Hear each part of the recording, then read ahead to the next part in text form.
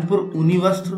तो कैसे याद रख सकते हो, अपना अपना तरीका है, जैसे भी आप याद रख सकते हो, क्योंकि ऊन को, ऊनी वस्त्र जब भी आप देखते हो आपको ठंड लगती है तो कानों को सबसे पहले लगती है, तो ऊनी वस्त्र कान पे पहनता है हर आदमी। आपने देखी थी पहले कानों पे एक पट्टी सी पहनते थे लोग, अब तो खैर उसका फेमस फैशन खत्म हो गया।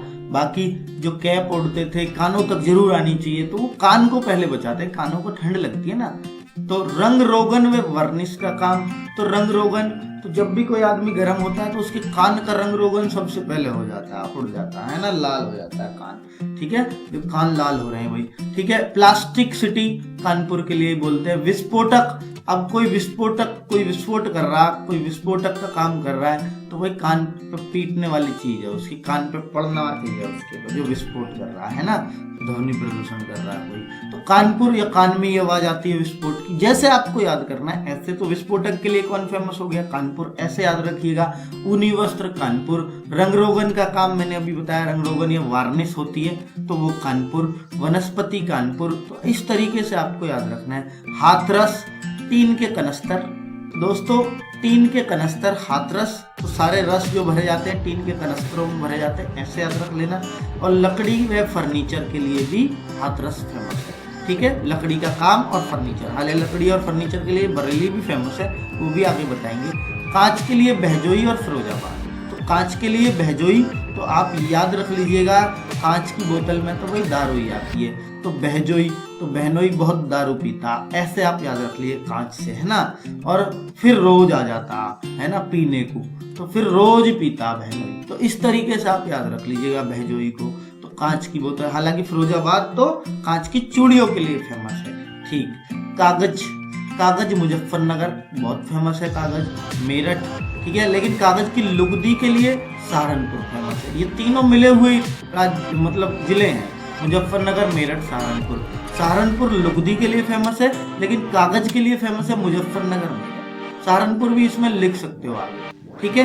तो सबसे ज्यादा मिल कागज की 29 मिल मुजफ्फरनगर में, फिर उसके आगे मेरठ, मिले हुए हैं दोनों, बिल्कुल याद रखिए आप, ठीक है। चीनी मिट्टी के बर्तन खुर्जा और मिर्जापुर, बिल्कुल क्वेश्चन बन सकता है।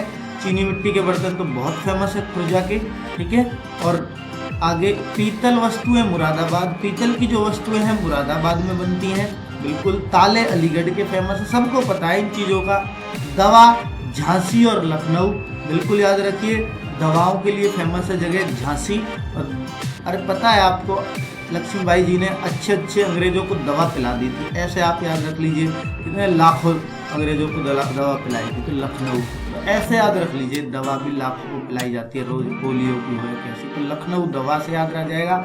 झांसी भी, क्योंकि रानी झांसी की रानी ने भी सबको दवा पिलाई थी ढंग से, ठीक। और आगे सिगरेट उद्योग सहारनपुर, जो सिगरेट पीते हैं उनको हर किसी को सहारे की जरूरत है ना, कि भाई सहारे की तो जरूरत होती है, कुछ दिन में मुड़ तुड़ जाएंगे वहीं सूख साख के, तो वो फिर सहारा ही मांगते हैं बुढ़ापे में जाके, तो सिगरेट नहीं पीनी चाहिए। इलेक्ट्रॉनिक वस्तुएं नोएडा और साहिबाबाद, तो बिल्कुल आप सबको फेमस है, इलेक्ट्रॉनिक सिटी बोले भी जाते हैं, गाजियाबाद को इलेक्ट्रॉनिक सिटी कहा जाता है, तो साहिबाबाद गाजियाबाद में ही पड़ता है, ठीक है, गाजियाबाद डिस्ट्रिक्ट में ही साहिबाबाद है, इस जगह का नाम है इसका। तो दिया सलाई बरेली, दिया सलाई क्या होती है, माचिस जो आप कहते हो, तो लकड़ी का सारा काम ही हालांकि बरेली में होता है, तो माचिस भी लकड़ी की बनती है, तो दिया सलाई आप बरेली, तो ऐसे कुछ भी याद रख लीजिएगा।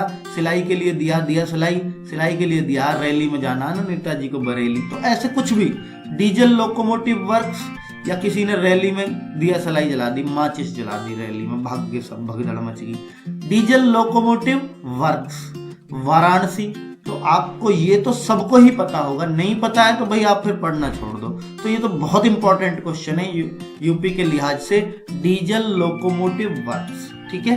तेल शोधक संयंत्र, देखिए आप, तेल शोधक संयंत्र भारत में बरौनी में फेमस है, लेकिन यूपी में कहाँ, एक ही जगह तेल शोधक संयंत्र के लिए फेमस है, मथुरा, तो याद रख लेना ये भी, ठीक है। टेलीफोन इंडस्ट्री, भारतीय टेलीफोन इंडस्ट्री कहाँ पर है, तो रायबरेली, बिल्कुल। टेलीफोन पर हम लोग क्या लेते हैं, राय लेते हैं एक दूसरे की, फोन करके यूं ही तो लेते हैं, गप्पे मारने को थोड़ी लेते हैं। और एल्यूमिनियम का रेणुकूट में याद रख लीजिएगा, ठीक है। आगे बढ़ते हैं दोस्तों, अब थोड़ा सा देखिए, यूपी का पहला सॉफ्टवेयर तकनीकी पार्क गौतम बुद्ध नगर नोएडा में, सॉफ्टवेयर तो है ही नोएडा में, ठीक है, सॉफ्टवेयर की चीज तो नोएडा में ही बनती है। बायो तकनीकी पार्क लखनऊ में। देश की तीसरी सबसे बड़ी रेल कोच फैक्ट्री रायबरेली में। ये बड़ी इंपॉर्टेंट बात है, तीसरी सबसे बड़ी रेल कोच, जहाँ रेल कोच बनते हो। हमने अभी डीजल लोकोमोटिव वर्क्स देखा, यहाँ डीजल इंजन बनते हैं, आप ऐसे समझ लीजिएगा, तो वाराणसी में। लेकिन यहाँ पर क्या होता है, रेल कोच बनते हैं, कहाँ, रायबरेली में। ठीक है, फोन पर राह लेके और कोच बनाते हैं भाई, ऐसे ऐसे ऐसे, ठीक है, तो ऐसे, क्योंकि फोन का भी तो यही था। आगे अन्य महत्वपूर्ण तथ्य कुछ एक्स्ट्रा बीच में मैंने कुछ इंटरेस्ट पैदा करने के लिए वैसे ही जोड़ दिए, हालांकि उद्योगों से कोई मतलब नहीं है इनका, पर फिर भी पढ़ लो, अच्छी चीज है। 2011 में विधानसभा में यूपी के 4 बड़े भाग करने का प्रस्ताव पारित किया गया। तो बिल्कुल 2011 में ये इंपॉर्टेंट तथ्य है। तो मायावती के टाइम पे मायावती मुख्यमंत्री थी और वो पक्षधर थी पूरी की यूपी को बांट जाऊं, ठीक है। यहाँ से प्रस्ताव पास करने के बाद केंद्र से भी करना पड़ता है, क्योंकि राज्य का नाम परिवर्तन हो, नया राज्य बनाना हो, आप सबने पढ़ा होगा, संसद का रोल है। तो पहले तो यूपी की विधानसभा से पारित करवाओ और फिर उसके बाद संसद में भेजना होता है। तो संसद से नहीं हुआ पारित, यहाँ से तो इन्होंने करवा दिया। तो पूर्वांचल के 27 जिले बहुमत में थे, यहाँ तो करवाई देती। पूर्वांचल के 27 जिले इन्होंने ऐसे बांटा यूपी को पूरे को, पूर्वांचल को दे दो 27 जिले, पश्चिमी यूपी जो इधर का हमारा इलाका है, गौतम बुद्ध नगर, जिसमें जो मेरा भी अपना होम डिस्ट्रिक्ट है, या बागपत, ये मेरठ, ये सब पश्चिमी यूपी में आता है, शामली वगैरह है ना। तो ये सब 26 जिले, ये मथुरा आगरा तक, तो ये पश्चिमी यूपी में आ जाता। अवध प्रदेश ये बीच में, लखनऊ वगैरह का क्षेत्र, लखनऊ जौनपुर वगैरह, ठीक है। तो 15 जिले अवध को दे दो। और बुंदेलखंड बहुत इंपॉर्टेंट है, 7 जिले इसमें यूपी के रहेंगे, क्योंकि फिर साथ साथ पैरेलल एमपी भी बांटना पड़ता, क्योंकि बुंदेलखंड पूरा ही बोला जाता है। 7 जिले यूपी के और 6 जिले एमपी के। अब यूपी के 7 जिले कौन कौन से, ये बड़ी इंपॉर्टेंट बात है कि बांदा, महोबा, ऐसे क्वेश्चन बन जाएगा, निम्नलिखित में से कौन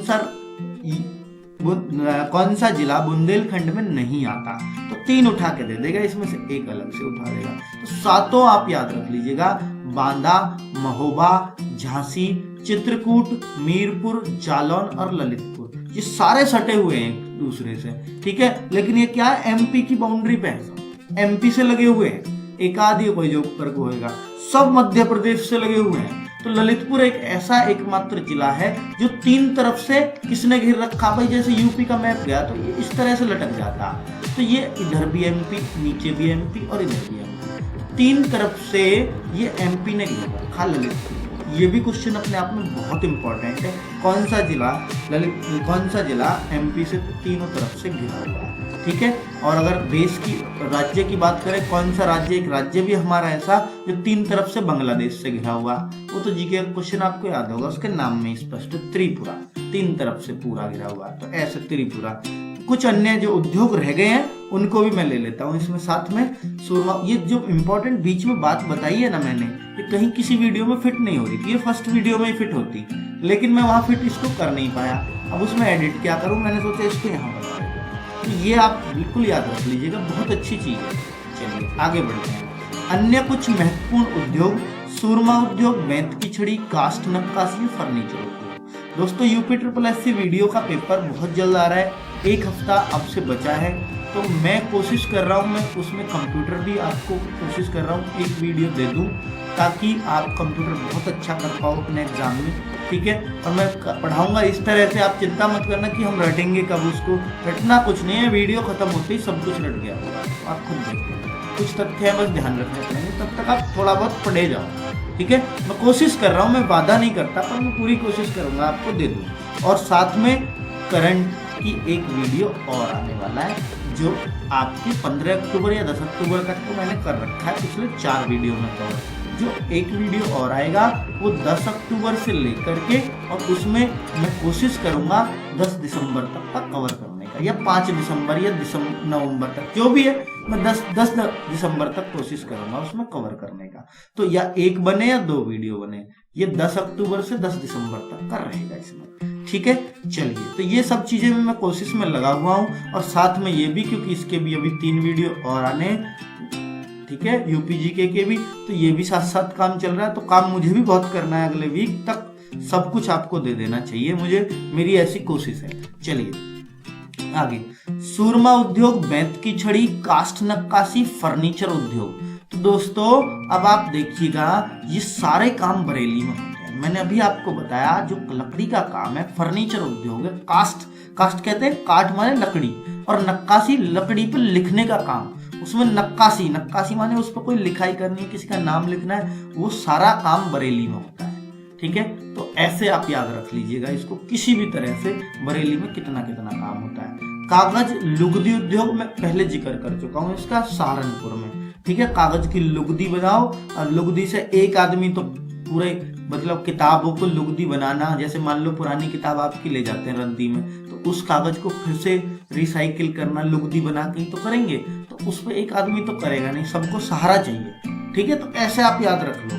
कैंची उद्योग और खेल का सामान, सबको पता है खेल का सामान मेरठ में ही मिलता है, और आगरा में भी थोड़ा बहुत। अगर खेल के सामान की बात करूं तो आगरा में भी है। तो यूपी में मेरठ और आगरा दोनों फेमस है खेल सामान के लिए, और सबसे ज्यादा फेमस अगर एक पूछा जाए तो मेरठ। और कैंची उद्योग, तो कैंची भी मेरठ में। ठीक है, ये भी कैंची भी। और रामपुरिया चाकू तो आपने सुना होगा कि रामपुरिया घुसेड़ दूं, तो वो रामपुरिया वही है, ये चाकू उद्योग, क्योंकि रामपुर में है। अच्छे तगड़े चाकू मिलते हैं यहाँ पे। ठीक है, प्लाईवुड, जो कोई रामपुर का मेरी वीडियो देख रहा होगा वो हंसना मत, पर यही है कि थोड़ा सा उनको तो याद ही होगा, क्या वो तो रोज ही देखते होंगे अपने इर्द गिर्द चाकू ही घूमते रहते होंगे। चलो, प्लाईवुड उद्योग नजीबाबाद बिजनौर। ठीक है, प्लाईवुड उद्योग याद रखेंगे नजीबाबाद बिजनौर। आगे प्लाईवुड तो सब जानते हैं कि क्या होता है। कालीन उद्योग भदोई।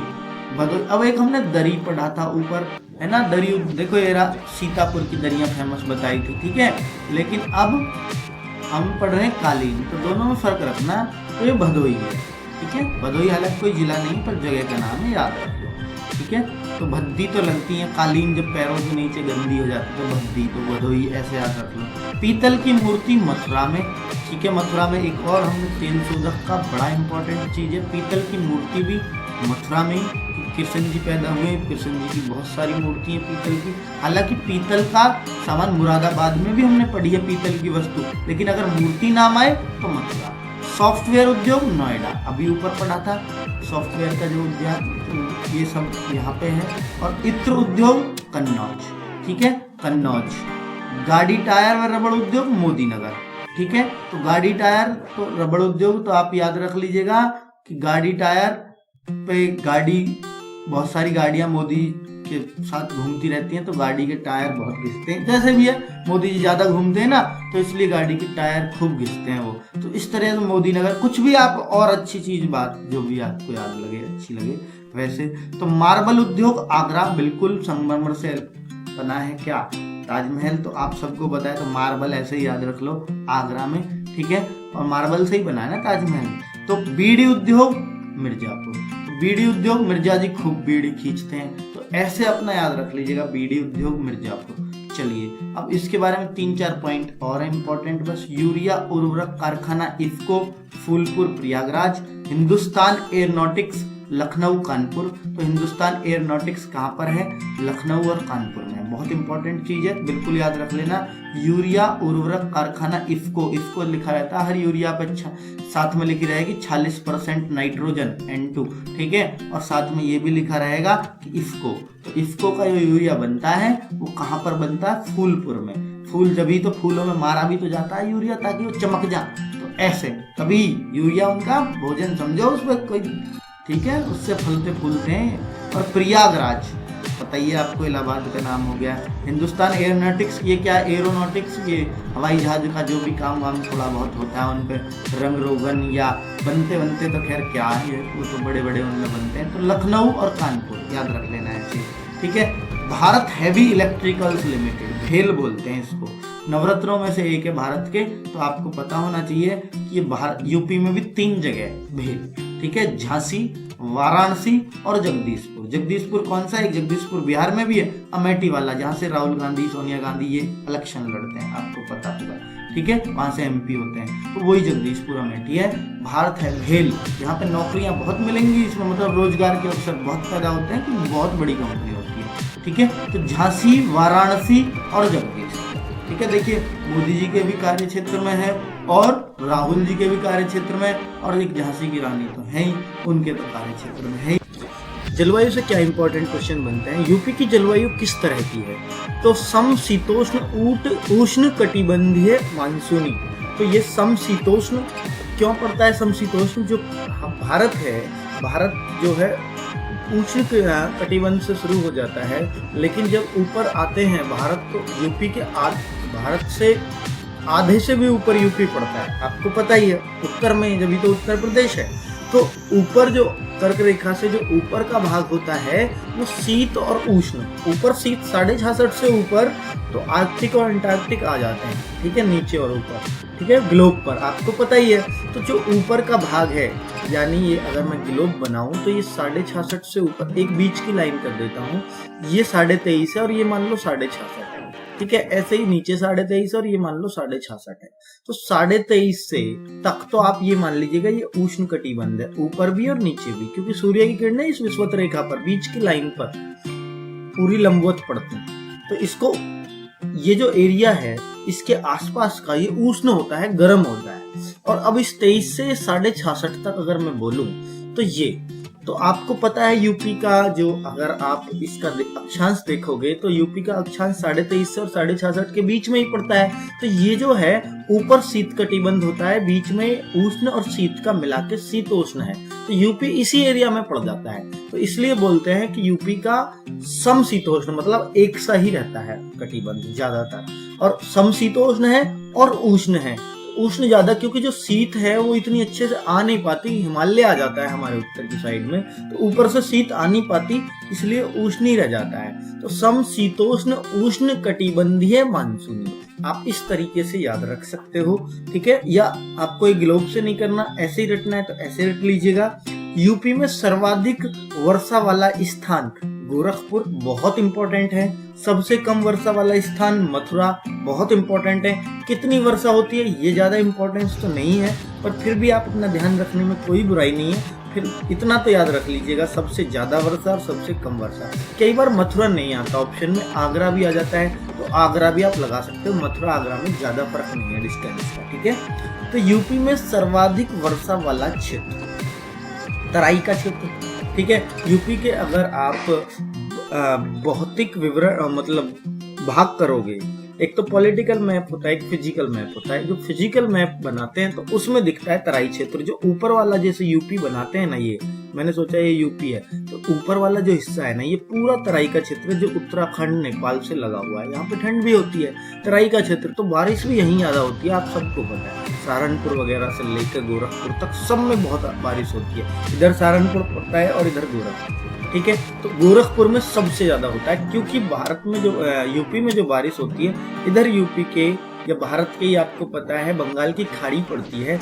और यहीं से मानसून उठ के और यहाँ पे बंगाल की खाड़ी से सबसे ज्यादा बारिश होती है। तो इधर हुआ, प्लस ऊपर तराई का क्षेत्र आ गया, तो दोनों जगह से बारिश का जो एरिया हुआ, इधर तो इसलिए क्योंकि बंगाल की खाड़ी के नजदीक पड़ रहा है, ऊपर इसलिए क्योंकि भाई वो ऊपर बारिश पर्वतीय क्षेत्रों में होती है, तो गोरखपुर यहाँ पड़ जाता है, इधर का भी फायदा लेता है, ऊपर का भी, ठीक है। और ये जो सहारनपुर है ये इसको ऊपर का फायदा मिल रहा है, इसलिए यहाँ कम नहीं होती। कम कहाँ होगी, जो नीचे का क्षेत्र होगा इधर का, क्योंकि ना तो इधर का फायदा है ना ऊपर का, तो इधर पड़ जाता है मथुरा, ठीक है, मथुरा आ गया। तो ऐसे आप याद रख सकते हो। तो अभी सर्वाधिक वर्षा वाला स्थान कौन सा है, सर्वाधिक वर्षा वाला स्थान आपका ये ऊपर वाला तराई का क्षेत्र जितना भी, ठीक है, इसको बोलते हैं। सबसे कम वर्षा वाला क्षेत्र कौन सा है, सीधी सी बात है पश्चिमी होगा, क्योंकि इधर से बारिश हो रही है, इधर को आते आते बादलों में जान कम हो जाती है, ठीक है। तो आप ऐसे समझ सकते हो। तो पश्चिम का मैदानी क्षेत्र, उसी में मथुरा वगैरह पड़ते हैं, ठीक है। चलिए,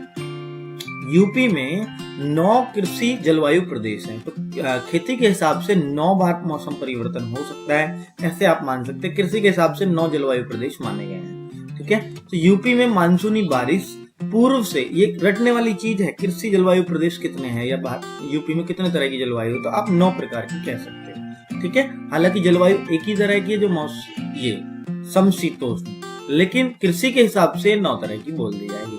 यूपी में मानसूनी बारिश पूर्व से पश्चिम की ओर घटती जाती है, अभी बताई थी मैंने बात, यहाँ से उठेगी, इधर पूरब पड़ता है, बंगाल की खाड़ी है, तो इधर को जाते जाते कम हो जाती है, ठीक है। तो वही बात मैंने बताई थी आपको, चलिए, जलवायु की बात हमारे लिए इतनी काफी है। अब बांध की बात करते हैं। माता टीला बांध कहाँ पर है? बेतवा नदी पर माता का ही बेटा होता है, तो आप ऐसे माता का बेटा और झांसी, ठीक है, तो झांसी की रानी बिल्कुल माता ही होगी, वो भी किसी की माता थी, तो झांसी में याद रख लीजिएगा किस नदी पर है और किस जिले में, बहुत इंपॉर्टेंट है। रिहंद, रिहंद बांध दूसरा सबसे ऊंचा बांध है। पहला कौन सा अभी बताऊंगा। रिहंद नदी पर है, सोनभद्र जिले में है। ये मैं पहले भी बता चुका हूँ आपको जब नदियां पढ़ाई थी जिस चैप्टर में, वहां आपको पता है जिस वीडियो में बताई थी। रामगंगा बांध रामगंगा नदी पर है, बिल्कुल इजीली याद हो जाएगा, लेकिन ये सबसे ऊंचा बांध है, 128 मीटर ऊंचा इसको बोलते हैं, ठीक है। तो सबसे ऊंचा बांध यूपी का कौन सा है? रामगंगा, क्योंकि ये ऊंचाई पर बसा हुआ है। रामगंगा नदी आपको पता है कि ऊपर कहाँ पड़ती है? जहाँ गंगा यूपी में प्रवेश करती है ना, बिजनौर जिले में प्रवेश करती है, उसी के पास से रामगंगा निकलती है, और ये गंगा की सहायक नदी भी है। गंगा को बाईं ओर से टच करती है, मैंने दिखाया था आपको नदी में, ठीक है, नदियों वाले हिस्से में। तो रामगंगा चूंकि ऊपर है, सहारनपुर की साइड है, बिजनौर की साइड है, तो ऊपर ऊंचाई है, तो वहीं से आप कह दीजिएगा वहीं पर इसको बांध बनाया गया, तो सबसे ऊंचा बांध इसलिए इसको बोल रहे हैं। सरयू बांध सरयू नदी पर है, लेकिन सरयू नाम किसका है? सिर्फ घाघरा का ही है, तो फैजाबाद या अयोध्या में इसका नाम सरयू हो जाता है, घाघरा का है वही, ठीक है। बहराइच इसका डिस्ट्रिक्ट पड़ता है। पथरई बांध, पथरई बांध पथरई नदी पर। पथरई कौन सी नदी आ गई? ये तो हमने पहले नहीं पढ़ी थी दोस्तों। पथरई नदी है घासन नदी की सहायक, और घासन नदी है बेतवा नदी की सहायक। बेतवा तो हमने पढ़ी थी ऊपर, है ना, यमुना नदी की सहायक में पढ़ा था बेतवा को।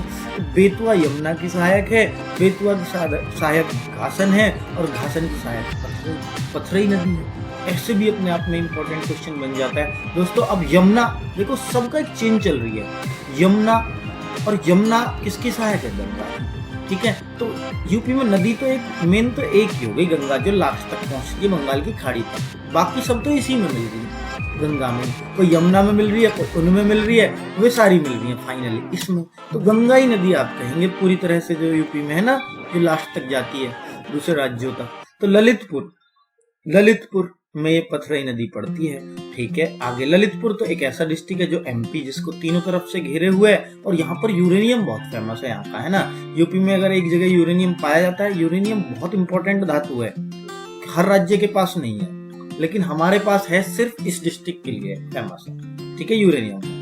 तो बाणसागर बांध सोन नदी पर है, बिल्कुल, सोन आपको पता है गंगा की सहायक है, और शहडोल एमपी में पड़ता है ये बाणसागर बांध।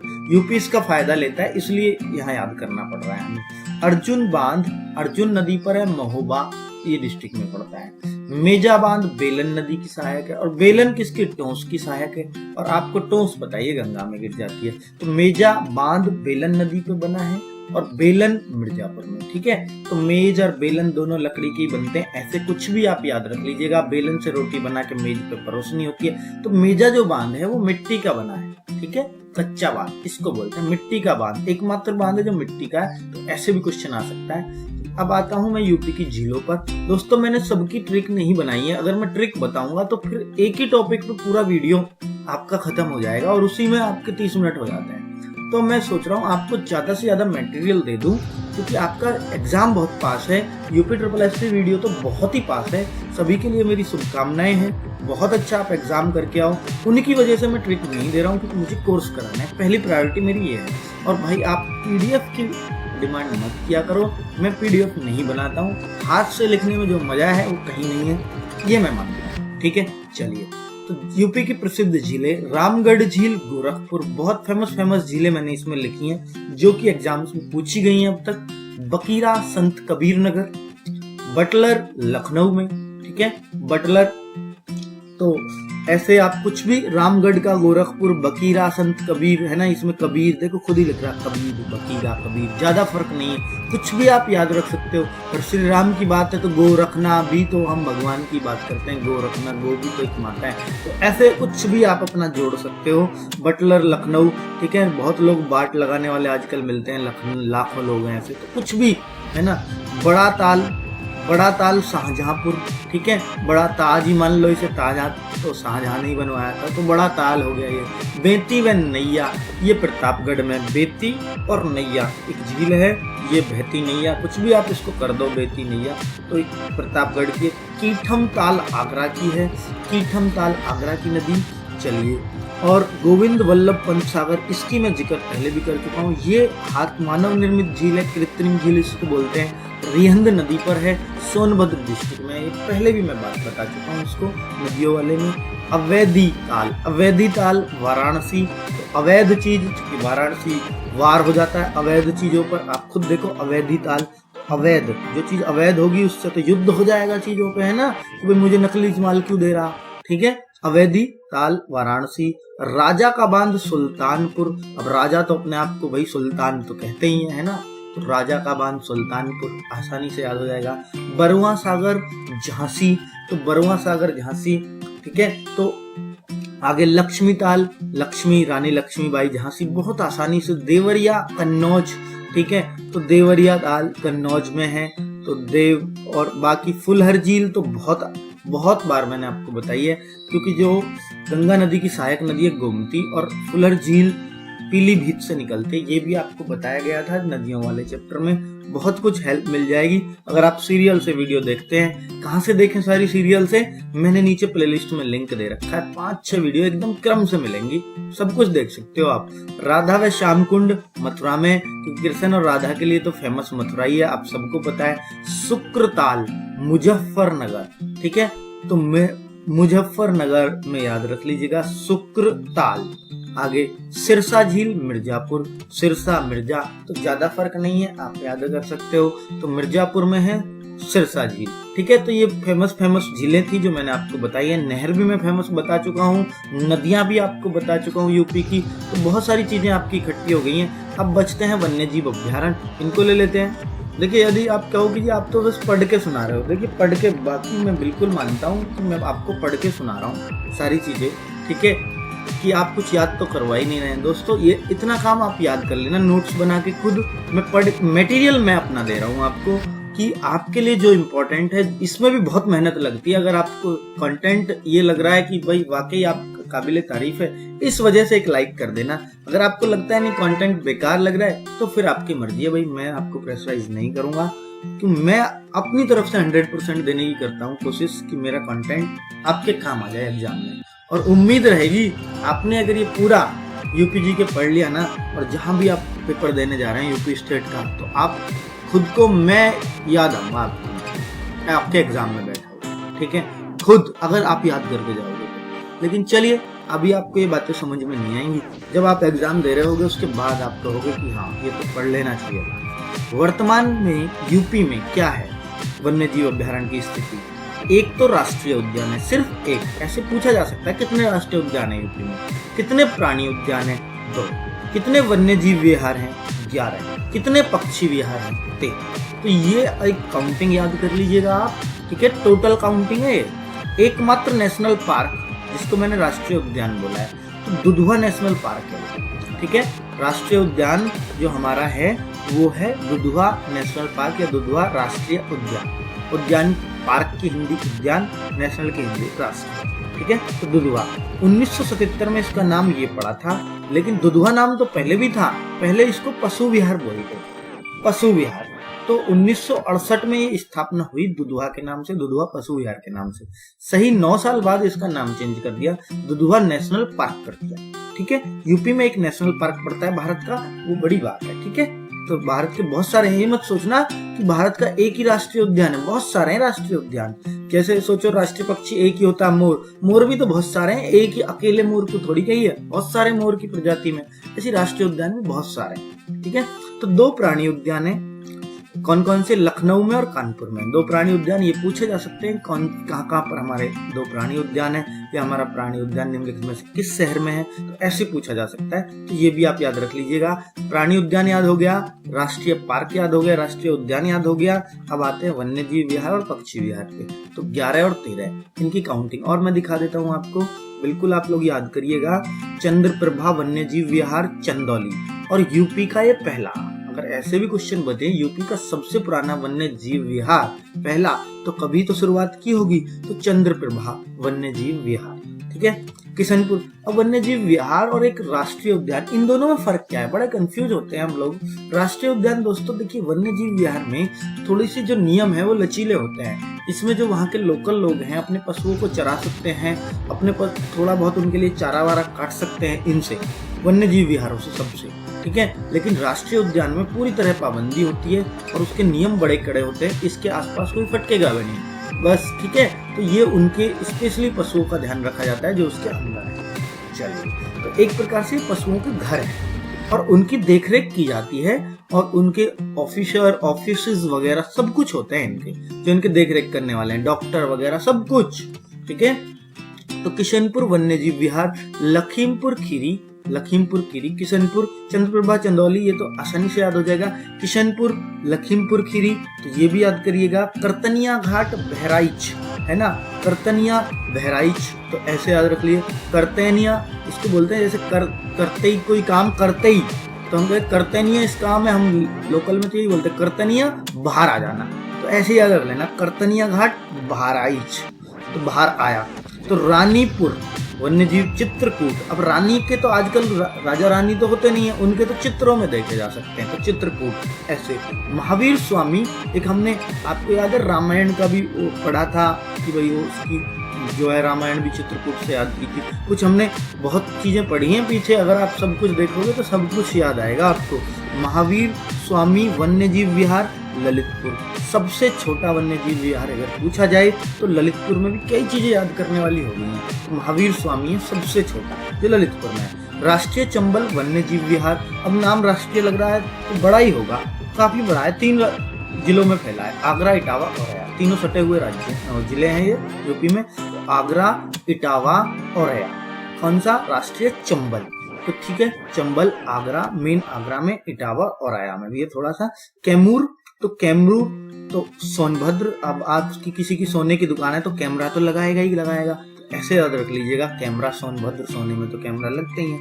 हस्तिनापुर मेरठ, ये तो सबको याद रहता है, लेकिन दोस्तों हस्तिनापुर वाला वन्यजीव विहार सबसे बड़ा है यूपी का, इसमें घड़ियालों के लिए फेमस है ये। मेरठ, मुजफ्फरनगर और बिजनौर, ठीक है, मेरठ के साथ ही है, टच है डिस्ट्रिक्ट तीनों, मेरठ, मुजफ्फरनगर, बिजनौर, थोड़ा सा मुजफ्फरनगर, थोड़ा सा बिजनौर, सबसे ज्यादा है मेरठ में, क्योंकि हस्तिनापुर तो आपको पता ही है कौरवों पांडवों की राजधानी थी, तो पूरा मेरठ पे तो सेंट्रलाइज था वो, सब कुछ आपको याद है हस्तिनापुर के बारे में।